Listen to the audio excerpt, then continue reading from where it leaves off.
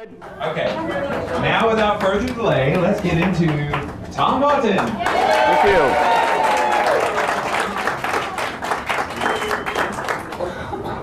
See if I can do that without kicking everything. Good morning, can you hear me all right?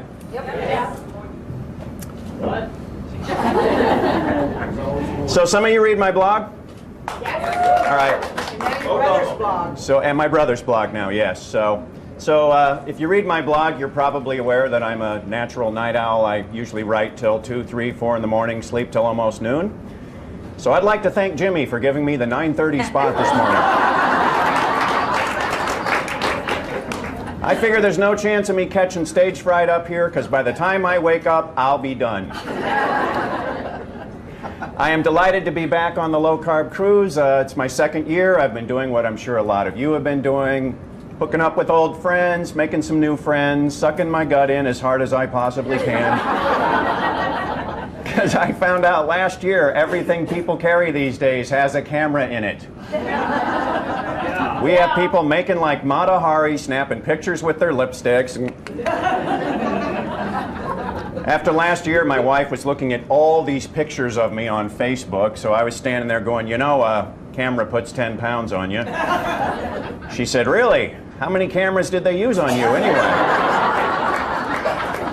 I think they had a whole press corps working a couple of these. So. Anyway, I am delighted to be back and to be presenting this morning's first topic, Science for Smart People. Now, I was originally going to call this Science for Dummies.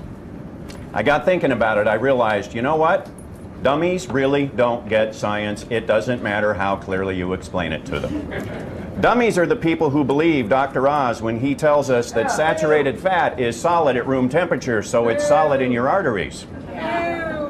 I don't know what kind of heating and air conditioning unit Dr. Oz has at his house. At my house, room temperature is 70 degrees. I like to keep my arteries 28, 29 degrees warmer. Well, it so happened around the time Dr. Oz proposed this hypothesis, we had a 98-degree day in Tennessee. So I took some saturated fat, which was in fact solid at room temperature, and I set it outside for a while. Didn't stay solid very long. However, I repeated the experiment with some other foods that did stay solid at 98 degrees.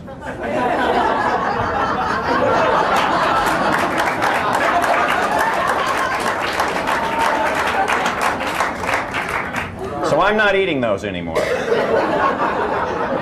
I'll be darned if I'm going to get done in by a banana. Now obviously you know this is silly stuff because you're not dummies, you're smart people, but in my experience communicating with readers on my blog, even a lot of smart people are kind of intimidated by science and by scientists. Why? I think part of the answer lies in the wise and immortal words of teenage Barbie.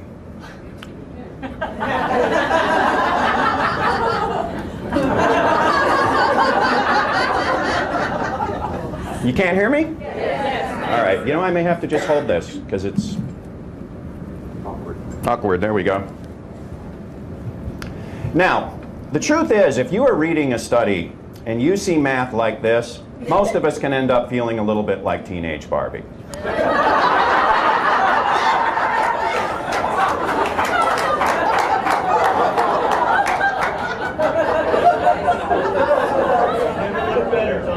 Yeah, I have looked better, haven't I? Dude, it's just as well you went bald. You look better. Thank you. I made some bad hair choices back in the day. But what I want to convince you today is that you don't have to be capable of that kind of math to understand how science is supposed to work and to separate the good studies from the bad studies. You just need to have a logical mind and understand some basic principles. I think it's important that all of us do that, especially those of us who care about our health. Because it seems like every other day you're going to go online, you're going to open your newspaper, and you're going to see a headline that looks like this. Yeah. Yes. And a couple days later, you'll see one like this. Then a couple days later, you'll see one like this, which will be followed by one like this. And maybe even one like this.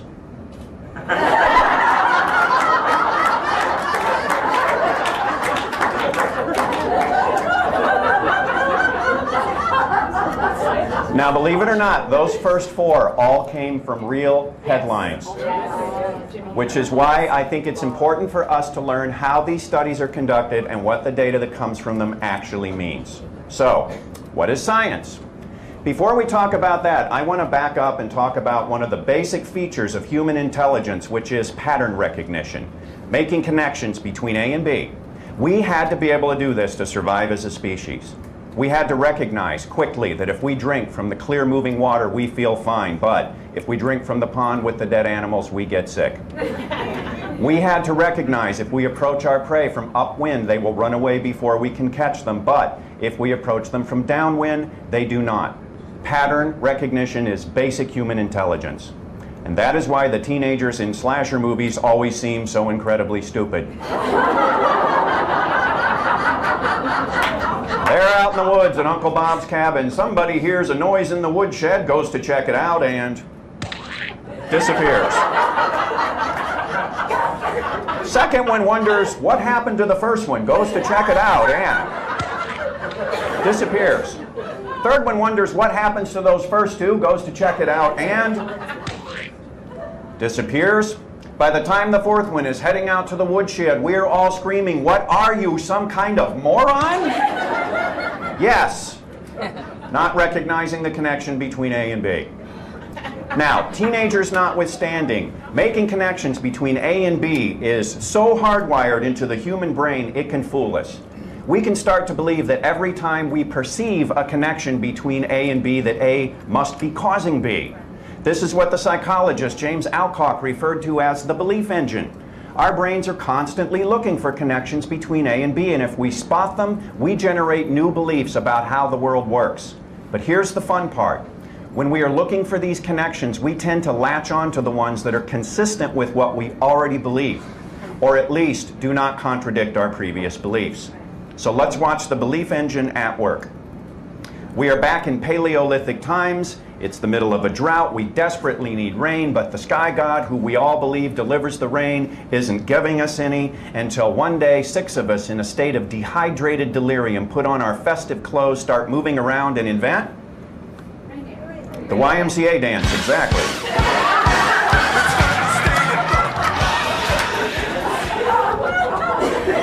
Sure enough, a little while later, it rains. Aha, we've spotted the connection. If we dance in festive clothes, it makes the sky god happy and he gives us rain. Maybe we go back 200-300 years, back in the times when we all believed that bad humor circulating in the body caused disease. One day a doctor decides to bleed a patient who was going to get better anyway. She does. Aha, we have spotted the connection. If we bleed the patient, we release the bad humors and the patient will be cured. This is how the belief engine works. Now, obviously, over time, people have come to realize that the belief engine can and will generate beliefs that are simply not true. This is where science comes in. So in fields like health, nutrition, and medicine, I like to think of science like this. Science is the process that allows us to objectively answer these questions. Is there really and truly a connection between A and B? If so, does A cause B to happen? Because there are other possibilities. And if so, how does A cause B to happen? And even if we don't know the answer to number 3, number 2 could still be true. There have been drugs, medicinal plants that worked without anybody understanding why.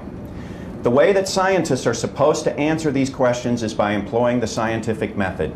And I'm sure you all had this in high school, but let's do a quick review. Step 1, we make observations. We might gather data first so we can make observations. Step 2, based on our observations, we form a hypothesis. A hypothesis is just a possible explanation for what we've observed. For the hypothesis to move forward, it must be testable, which brings us to step 3. We conduct experiments. For those to be valid, they need to meet certain conditions, which we'll talk about. Step 4, we collect data from our experiments. And finally, based on a careful, thorough, objective analysis of our data, we reach a conclusion. We don't have anything resembling proof until we have gone through all these steps. And even then, the hypothesis is not validated unless the results of our experiments are consistent and repeatable. Now, this is a very important point. It is accurate to say that experiments are studies. It is not accurate to say that all studies are experiments. In fact, most of them aren't. In fields like health, nutrition, medicine, there are two types of studies: observational studies and clinical studies. A clinical study is an experiment. An observational study is not. An observational study is exactly what it sounds like. We are observing people. We're not treating them. We're not putting them on a diet. We're not putting them on a drug. We're observing people and gathering data. When we gather the data, what we hope to find are traits, behaviors, and results that seem to occur together. If they do occur together, we could say they are statistically associated, otherwise known as correlated, otherwise known as linked. In other words, we can say we've spotted a connection between A and B. If there is a connection between A and B, we could plot our data on a chart and show, for example, that smoking is associated with lung cancer, or that taking estrogen is associated with a lower rate of heart disease, or that being a Cubs fan is correlated with depression. And that one might be cause and effect, by the way. Now, there's a huge problem with observational studies, which I'll demonstrate with an example. Some large observational studies showed that parents who read to their kids and keep a lot of books in the house tend to have children who do better in school. Well, there you have it. A causes B, right? Reading to your kids makes them smarter, right? Wrong. Because when other researchers really looked into the data within the groups, the good students, bad students, mediocre students, they found the amount of time their parents had read to them and the number of books in the house made almost no difference whatsoever. So why would we see this strong correlation? Well, as it turns out, not surprisingly, intelligent people are more likely to enjoy books, to buy books, and to read books to their children. Intelligent people are also more likely to produce intelligent offspring who go on to do well in school because they're intelligent.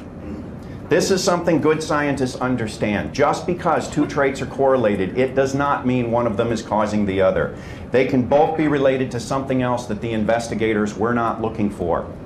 That something else is called a confounding variable, and observational studies are full of confounding variables, and if the researchers aren't looking for them, they may not spot them.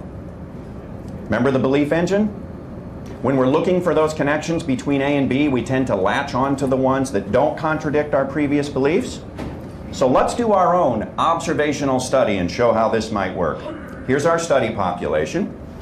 40% of my people are on a high-fat, high-sugar diet. 20% on a high-fat, low-sugar diet. 20% on a low-fat, high-sugar diet. The final 20% are on a diet low in fat and low in sugar. In other words, tasteless food. In other words, they're on the Ornish diet.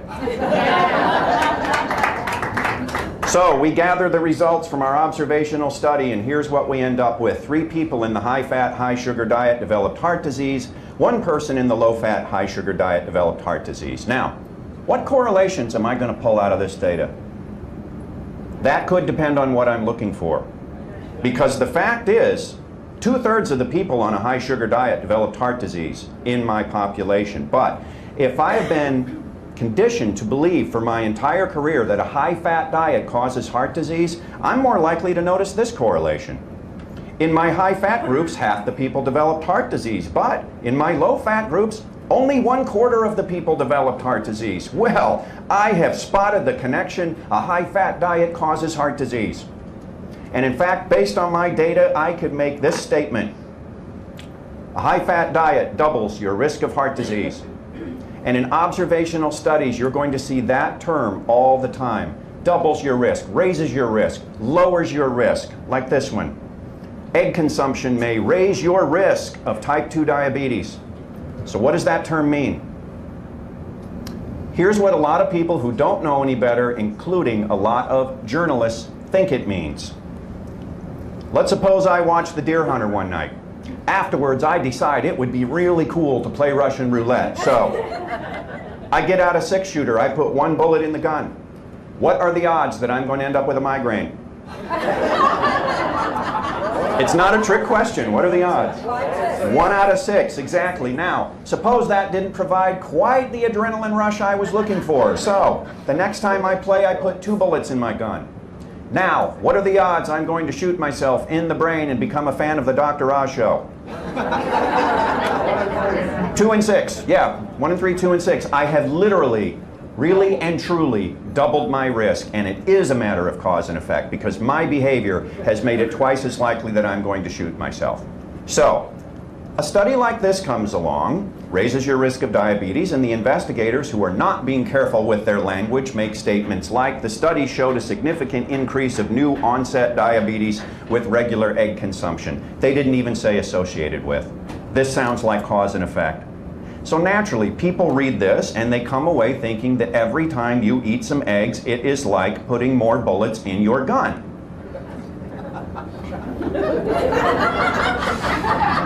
In an observational study, that is not what raising your risk means. In an observational study, raising your risk simply means that statistically you would be placed in one group instead of another group, and your group, on average, had a more negative outcome. But which group you belong to depends on how the investigators decided to slice and dice and analyze the data. Let's go back to our observational study. That's you, surrounded in yellow. If the researchers decide to slice and dice and analyze this data according to fat intake, you belong to a high-fat diet group, and according to my data, that raises your risk of heart disease. But if they decided to analyze the data by sugar intake, you're in the low sugar group, and according to my data, that lowers your risk of heart disease. Your diet cannot be causing heart disease and preventing heart disease at the same time. And frankly, since this is an observational study, we don't know. These are simply statistical categories. They don't tell us anything about cause and effect. One more example of raising your risk before we move on.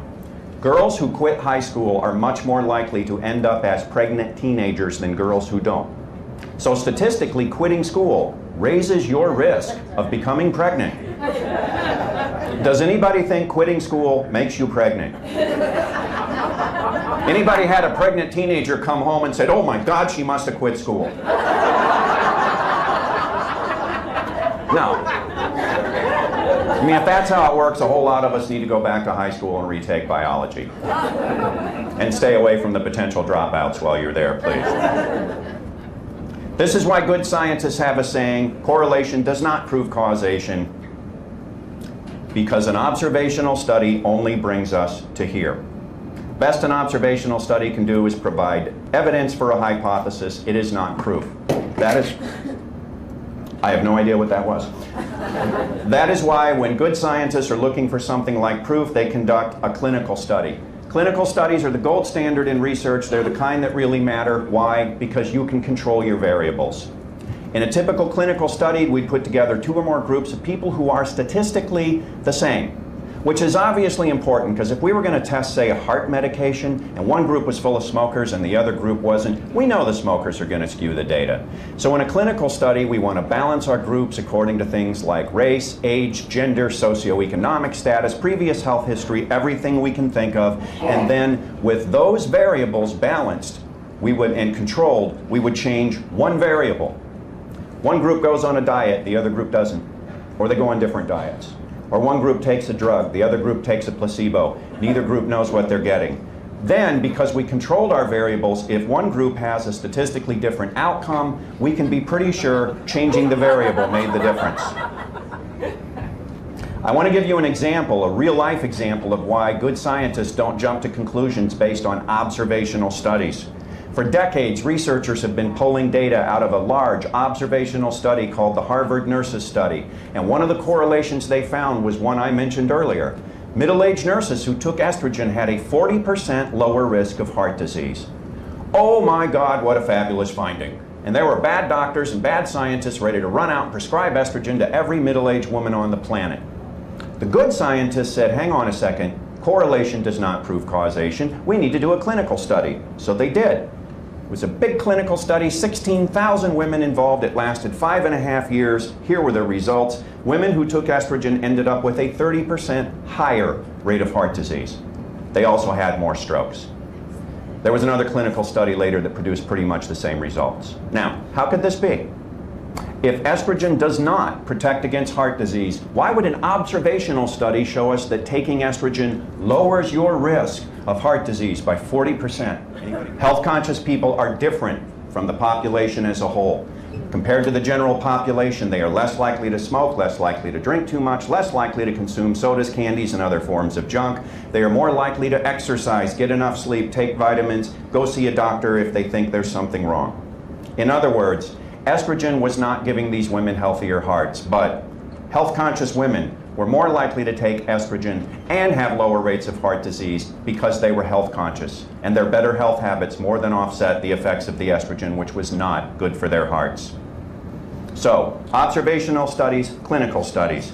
Most of what you see in the media reported are observational studies. So, you open up your newspaper, go online, you see new study says X, Y, or Z is going to kill you. What do? Go find the study.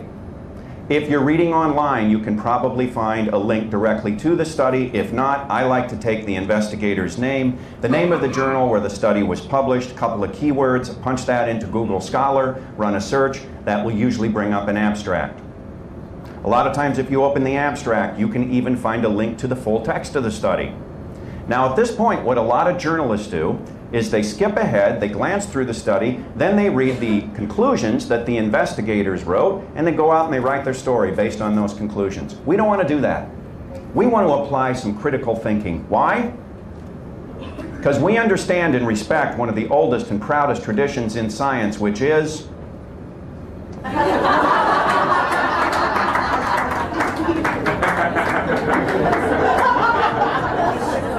scientists are freaking liars. Latin term, freakinitis pinocchiotis. Now, I'm not saying all of them. I'm not even saying most of them, but if you read books like Voodoo Science, Mistakes Were Made But Not By Me, Ignore the Awkward, or of course, Good Calories, Bad Calories, you will soon notice that the freakinitis pinocchiotis is a much more common species than any of us would like to think. It so happens a little while ago, the Atlantic Monthly magazine published a big article on exactly that topic, lies, damn lies, and medical science. Dr. John Ioannidis has spent his career challenging his peers by exposing their bad science. Dr. Ioannidis is a Harvard MD, also a mathematical genius, and he has spent a lot of time studying studies. I'll give you a couple of key quotes. He and his team have shown again and again and in many different ways that much of what biomedical researchers conclude in published studies, conclusions that doctors keep in mind when they prescribe blood pressure medication or when they advise us to consume more fiber or less meat, is misleading, exaggerating, and often flat out wrong. He charges that as much as 90% of the published medical information that doctors rely on is flawed. When it came to cancer, heart disease, and other common ailments, there was plenty of published research, but much of it was remarkably unscientific, based largely on observations. 80% of the conclusions drawn from non-randomized studies, those are observational studies, turn out to be wrong. Dr. Ioannidis also says 20 to 25% of the conclusions from clinical studies are wrong. How could that be? Probably has something to do with this. Researchers were frequently manipulating data analyses, chasing career-advancing findings rather than good science, and even using the peer review process to suppress opposing views. That is why when we are looking at a study, we want to ask some critical thinking questions. First critical thinking question, pretty obvious, is this an observational study or a clinical study? If it's an observational study, that doesn't mean it's worthless, but we need to recognize we are only here. Step 2 out of 5. The investigators can tell us they've spotted a connection between A and B, and that's it. So the next critical thinking question, if A and B are linked, could it be because of C? Such as the kids who grow up in homes with a lot of books and go on to do well in school because they were born to intelligent parents, or nurses who take estrogen and have healthier hearts because they are health conscious. Here's an example of a study where somebody should have asked that question. This observational study showed that women who engage in regular exercise have a 30% lower risk of endometrial cancer. Now, I fully expected the average media reporter to assume that A was causing B. Unfortunately, in this case, so did the lead investigator. Here's what he wrote. We already knew that maintaining a healthy body weight is an important way to reduce the risk of womb cancer, but our study showed that physical activity has a protective effect of its own. Do we see the problem here? This is an observational study, but the researcher has already decided he's seen cause and effect. Exercise is producing the lower rate of cancer. Now, maybe it does, but this is an observational study and it can't tell us that. It could simply be that health-conscious women are more likely to exercise and also have a lower rate of cancer for any number of reasons. Next critical thinking question.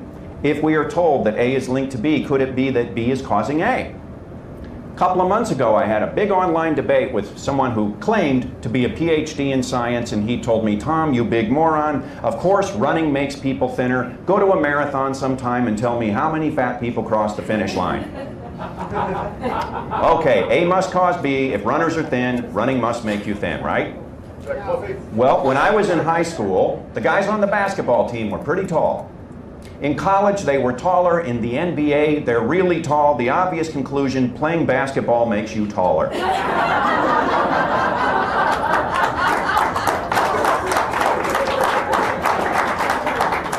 And the longer you play, the taller you will be. I decided to test that one for myself. I started out at 5'11".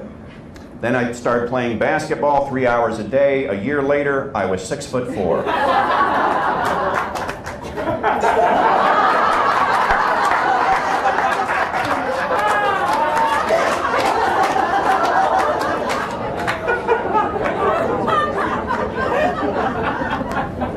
Basketball players are tall because being tall makes you more likely to succeed at basketball. The fact that competitive runners are thin doesn't tell us anything, except perhaps that being thin makes it more likely that you'll take up running.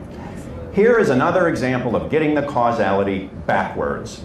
I've seen a lot of stupid articles over the years bashing the Atkins diet. This one might take the cake. A low-carb diet may make you fat. How did they know this? Because an observational study showed that people who restrict their carbohydrates are fatter on average than the population as a whole. Well, there you have it. A must cause B. A low-carb diet will make you fat. I can think of a different explanation. See the good-looking guy there? Not me, the good-looking one. That's my son, Zach, who does not count his carbohydrates, or his calories, or his fat grams, or anything. Why? He has no desire to lose weight. What kind of person goes on a weight loss diet of any kind? A fat person. I'm pretty sure if we went to a Weight Watchers meeting, the people there would also be fatter on average than the population as a whole. In fact, I know they would, because at one of their meetings,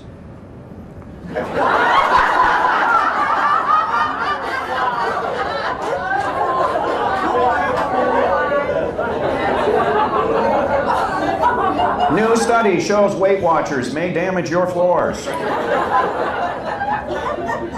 Next critical thinking question. If a scientist says A is causing B, do we see A linked to B consistently?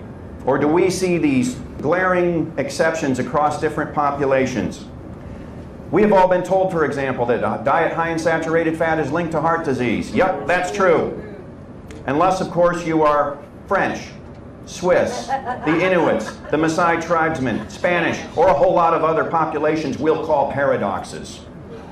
We have been told that red meat is linked to colon cancer, and it is, except in several studies where it wasn't, including this one from Oxford University, which showed the incidence of colorectal cancer was higher in vegetarians than in meat eaters.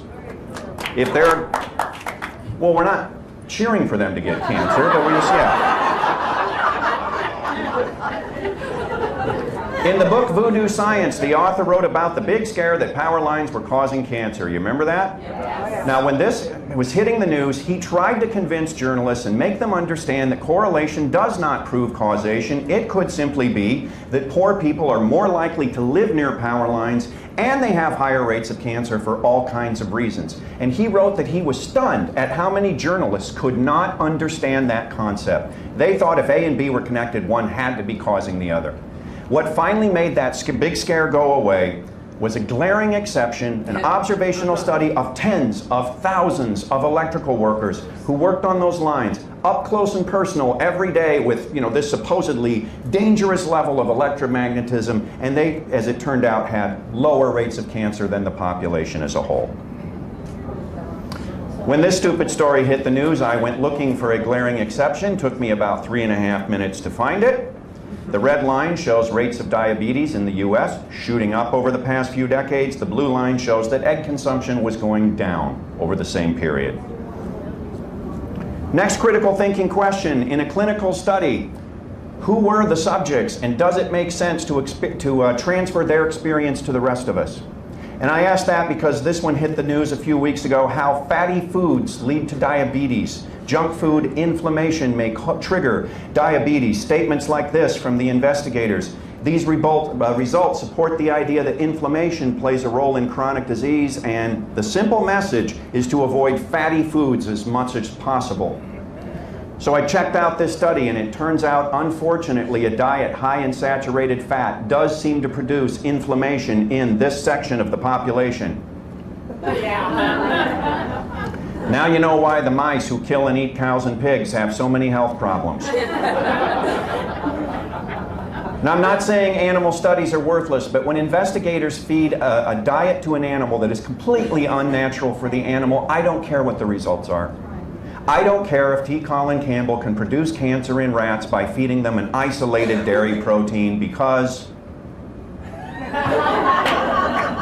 most rats don't milk cows. The ones who do don't have the technology to separate the proteins. Next critical thinking question, what was the actual difference? Now, as we saw earlier, math class is tough, but basic concept here I want to go over because I think it's important. In mathematics, difference has a specific meaning. It's the result of subtraction. 103 minus 102 is 1. That's the difference. If the difference is not an impressive number, sometimes your freakinitis Pinocchiotis will switch to division to calculate the relative difference, which tends to be a more impressive number. Absolute change, the difference, is subtraction. Relative change is division. Let me give you a famous example of how this works. The Lipitor trials were conducted on large groups of men who were already at high risk for heart disease. After 10 years, here were the results. In the Lipitor groups, 2 out of every 100 men suffered a heart attack. In the placebo group, just over 3 out of every 100 men suffered a heart attack. So the difference is about 1 heart attack for every 100 men. In other words, if you took 100 men who had multiple risk factors for heart disease, you gave them this drug for 10 years, you would, in theory, be preventing 1 heart attack out of that group of 100. That's not an impressive number. So let's apply the magic of division and calculate the relative change. Here's the equation. Take the smaller number, divide by the bigger number, subtract that from 1. That gives you the relative change as a decimal. So Lipitor, 2 divided by just over 3 equals 0.64. Subtract that from 1. We get 0.36. We can now plaster the universe with ads claiming that Lipitor reduces your risk of heart attack by 36%. Which gives most people the impression that more than 1/3 of the men taking this drug are saving themselves from a heart attack. No, it's 1 in 100. Maybe. If you're a man under 65 who already was at high risk for heart disease. A lot of times in studies you'll see this word, significant. Significant results, significant difference, significant increase, significant decrease. That's an impressive sounding word, isn't it? A couple of months ago, one of my blog readers asked me about my salt intake. I replied, I really don't care about my salt intake. For the vast majority of the population, salt has a tiny, tiny effect on blood pressure, so I don't worry about it. Once again, that drew an angry response from Mr. PhD in Science, who told me, you clearly haven't done the research. Follow this link to a major clinical trial in which the investigators were able to produce a significant reduction in blood pressure by restricting salt. So what does that word mean, significant? Let me put it to you this way. Suppose I talked you into doing aerobics for 45 minutes a day, 5 days a week for a solid year. And at the end of that year, you had lost a whopping 4 pounds of body fat. Would you jump up and down, call your friends and say, hey, I did aerobics for a year and man, did I experience some significant weight loss? No?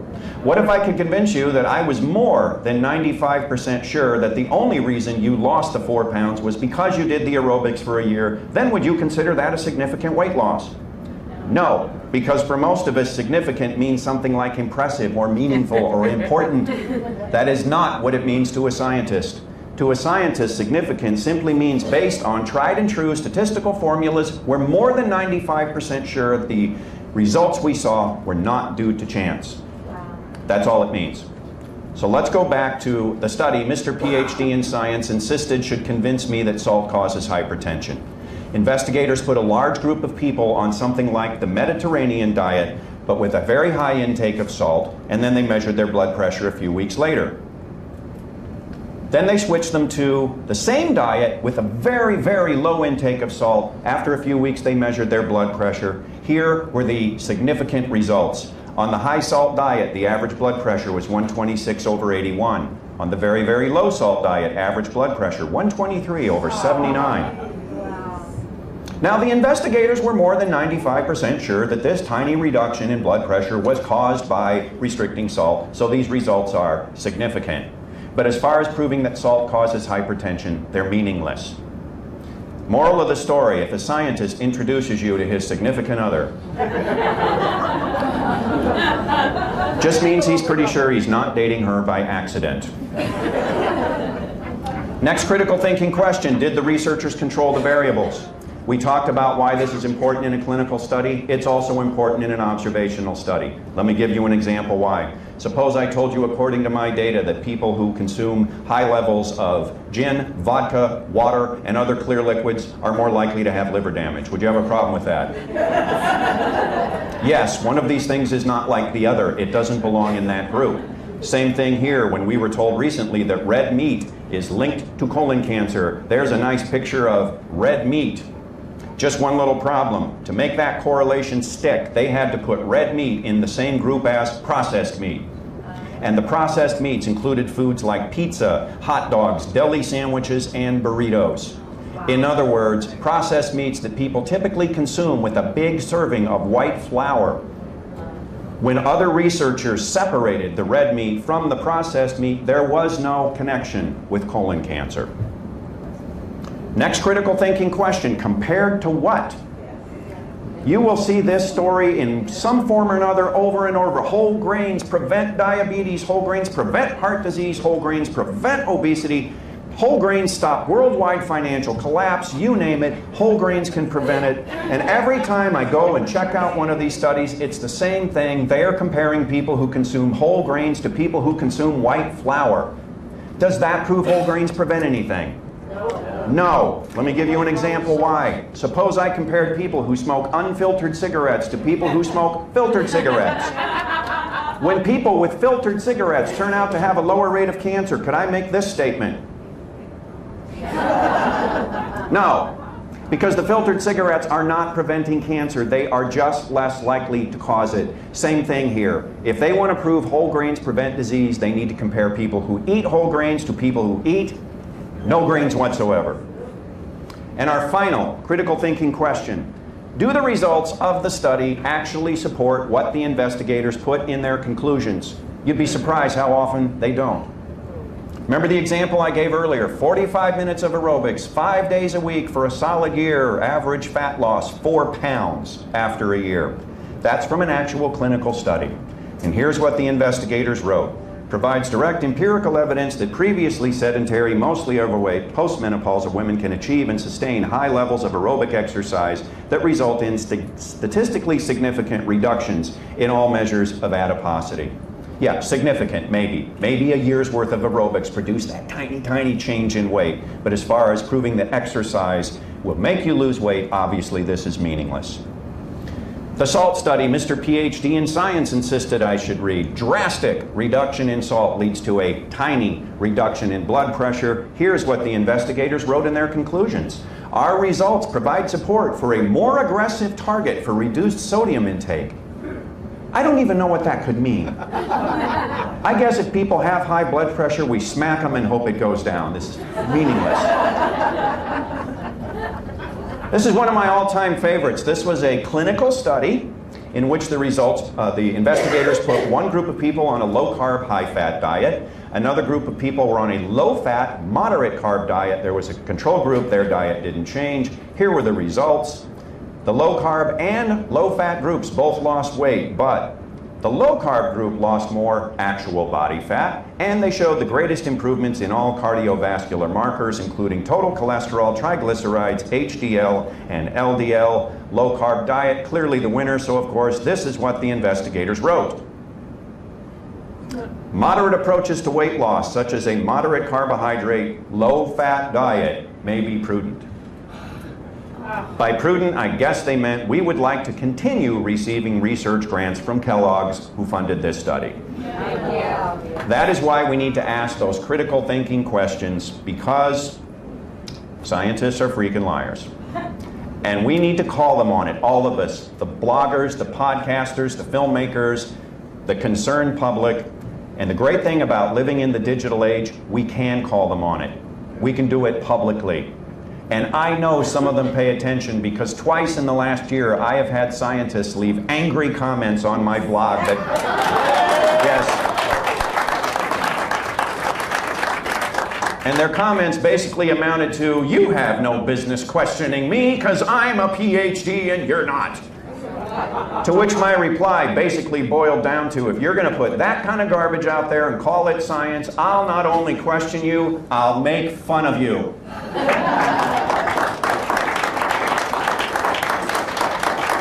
And you have no business questioning that, because I'm a comedian and you're not. Thank you very much.